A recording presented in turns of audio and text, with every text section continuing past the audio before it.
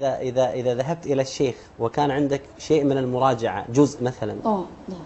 وأخطأت خطأ أو نعم. وهذا السفر يعني نعم. ترى نعم. على فكرة ترى الشيخ معاذ يسافر إلى الشيخ، يعني يذهب مع وليس الشيخ هو بجانب بيته ولا الشيخ يأتيه. نعم. هو يسافر يعني سفرا طويلا تخيل حتى يحفظ. أنني كنت أذهب إلى الشيخ ومطر. في نصف القرآن الأول كم يوم؟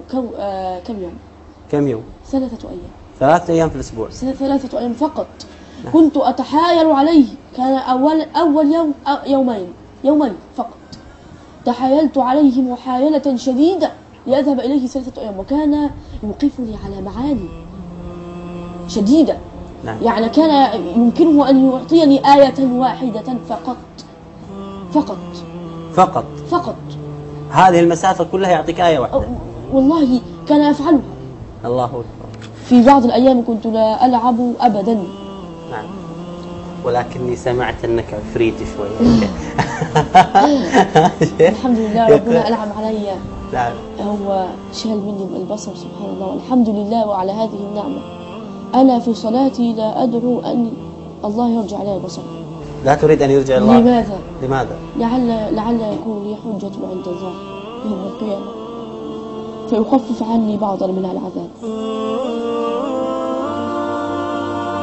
وأقف بين يديه خائفا متوجلا يسألني ماذا فعلت في القرآن، فعسى أن يخفف عنه، فالله يدخل من يشاء في رحمته. ولكنه أنعم علي بالقرآن، وأنا الحمد لله إذا أردت أن أذهب إلى أي مكان أذهب وحدي فقط، وليس معي أحد، ولكن أبي يخاف علي.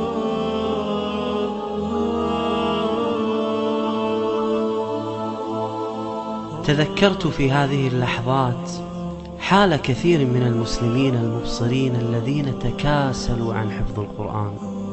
يا الله، ماذا ستكون حجتهم عند الله؟ الحمد لله على كل حال. ما شاء الله يا شيخ معاذ، أنا علمت أنك أنت عندك قاعدة لابن القيم. نعم. ما هذه القاعدة؟